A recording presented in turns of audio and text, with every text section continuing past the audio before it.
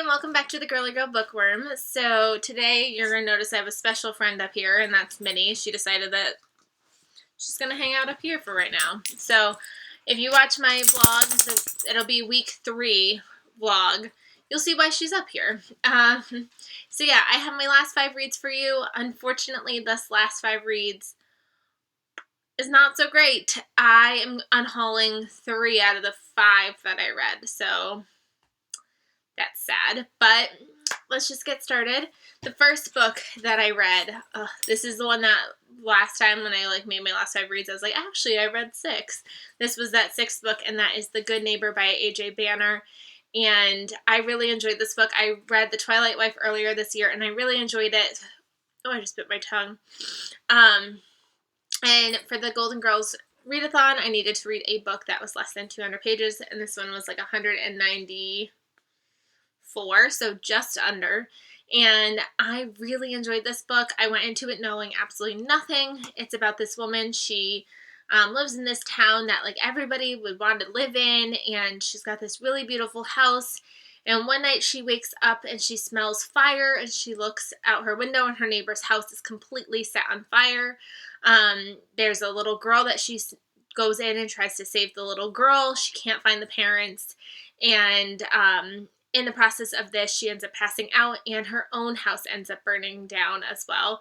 And then through this event, a lot of secrets start getting revealed. She doesn't necessarily trust her husband too much. She starts finding out a lot of different things, and I found this to be a really quick, enjoyable read. I gave it 5 stars, but take that 5 stars as I rate my 5 stars very differently sometimes. Sometimes it's wow, that was the best book ever, but sometimes it's just this is exactly what I needed. A quick, light, easy read that I could just fly through and enjoy and get sucked into, and that was that for me. So not the best written, not the best quality, and not the best thriller, twists and turns, but still really, really enjoyable. So I still gave this book 5 stars. So this one will be staying. If you're gonna notice that I've been kind of trying to go in a pattern of thriller, romance, thriller, romance, thriller, just to keep and not my TBR not being very monotonous of being the same thing over and over and over again. So I tried to go every other. So that means romance next. So I tried Roman Crazy by Alice Clayton and Nina Bocci. And this was a romance between this woman. She ends up divorcing her husband, and her friend says, come visit me in Italy. So she goes over to Italy, and when she's there, they throw her a party, and this guy walks in, and it's a guy from her past that she kind of had left abruptly, and so kind of the man that got away, even though it's not because he left her, it was just circumstances that didn't allow them to stay together. I found it to be okay. The first scene was eye-opening. It was a little much. I just felt it was it's a second chance romance, but it was a very easy second chance romance. I felt it fell into place a little too quickly. I didn't love it. It's hard to put it into words.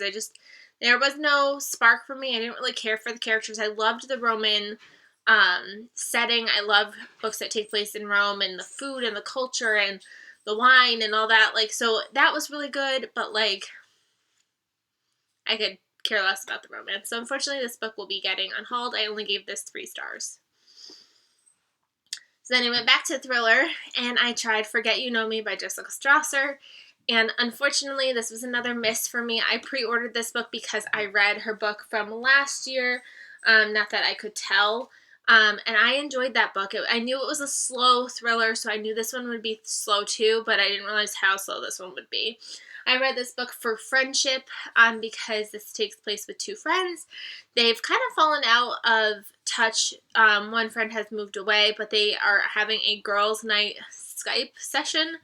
And one of them has children, and she gets taken away from the computer for a second because one of her children is crying, so she goes, and the other friend sees something and immediately calls the cops, tries to report it, and she ends up coming to her friend, and her friend is suddenly denying things and making it seem like it's not that big of a deal.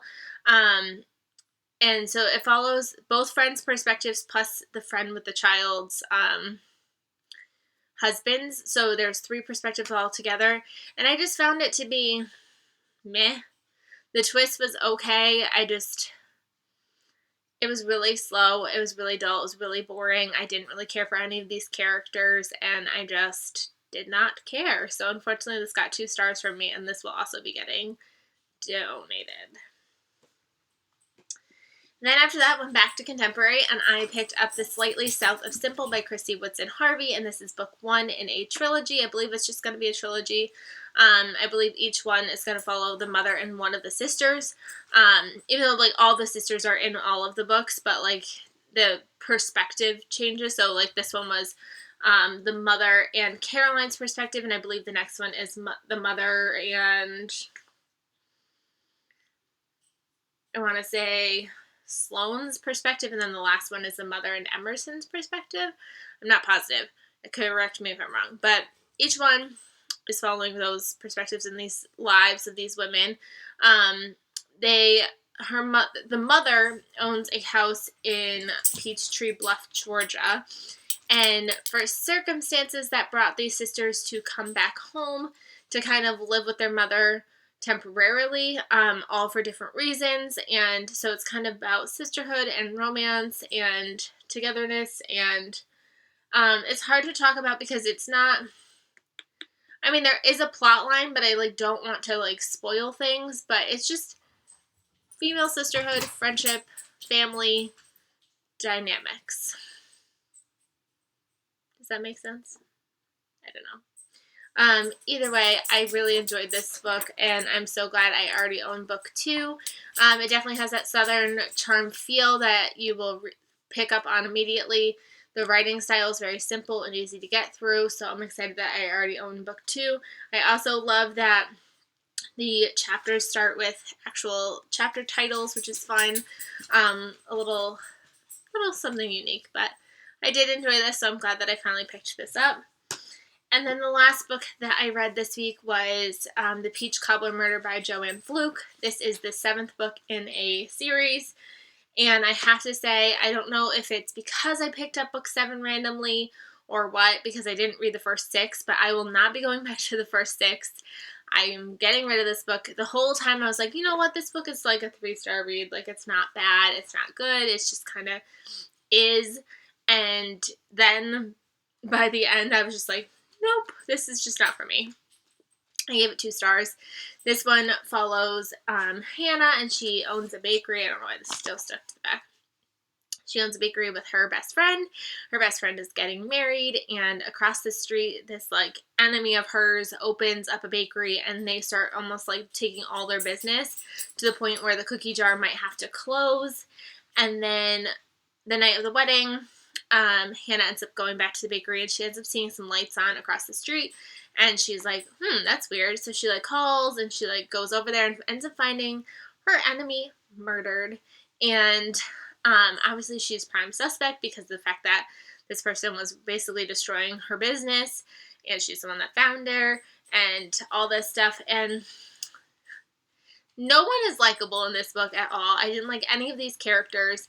There's a love triangle that's going on, and, like, it ends in a way where you're like, oh my god, like, I kind of want to know what's happening with this love triangle in the next book. But I read a review that showed that still doesn't get resolved for, like, another, like, 7 books, and I'm just not interested. Didn't really like these characters, like I said. The twist kind of came from left field, but again, I don't know if it came from left field because I haven't read the first 6 or what, but this was not for me. I will not be continuing on with the series. Sorry. So yeah, those are the last 5 books that I read. The book that I'm currently reading is Secrets at the Beach House by Diane Chamberlain. I am on page 255, so I've just got this ways to go. So I'm going to go pick this up and keep reading right now because it's Saturday and it's a beautiful day out, and I'm going to go read some more. So I hope you guys enjoyed this video. And I've got lots of things coming up for you. I have a vlog that I just finished that I should be able to edit a lot sooner than I edited the last one. So I hope you guys enjoyed, and I will see you guys really soon. Bye, everybody.